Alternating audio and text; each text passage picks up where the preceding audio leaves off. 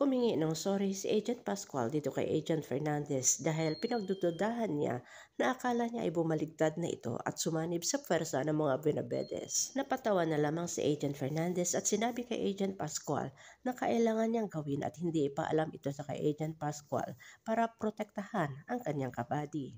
Habang si Iris Benavides at Vittorio Benavides ay pansamantalang nakalaya para bisitahin ang anak niyang si Heather sa hospital na ngayon ay kritikal na magpahanggang ngayon ay nabubuhay dahil sa tulong ng life support.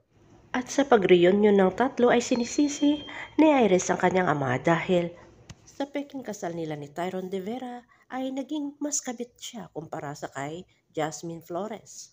Pero hindi natatapos yun dahil hindi titigil itong si Iris Benavides na hindi makaganti dito sa kay Jasmine Flores. Binalaan naman ni Vittorio Benavides, ito ang kanyang anak na si Iris Benavides, na mag-ingat sa pananalita na kailangan mapaniwala nila ang media na siya si Iris Benavides ay isang biktima lamang ni Jasmine Flores at si Iris Benavides ay isang mabait at hindi mamamatay tao. At tamang-tama nga nang sinundo na sila ni Agent Pascual at Agent Fernandez ay sinalubong sila ng mga press at doon in-interview itong si Iris Benavides at Vittorio Benavides na sinabi ni Vito na sana ay makamit nila ang hustisya.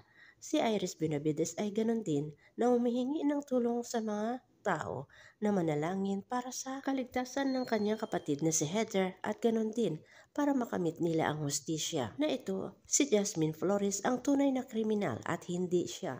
May padasal-dasal pang nalalaman itong si Iris Benavides para makuha ang simpatya ng sambayanan. Pagkatapos mahatid sa kulungan si Vittorio Benavides at Iris Benavides, sinamahan naman ni Agent Fernandez itong si Jasmine Flores para bumalik sa kaniyang pansamantalang tinitirhan at para sunduin na rin si Tyron De Vera at hihatid na rin sa kulungan. Samantala, pinagbigyan ni Lily at Chansa itong si Jasmine Flores na makatabi itong kanyang anak na si Camila na natulog sa isang bed itong si Lily para mapagbigyan itong si Camila at saka si Jasmine Flores. Pero nang nagising itong si Camila ay hinanap itong nakagisnan niyang ina na si Lily.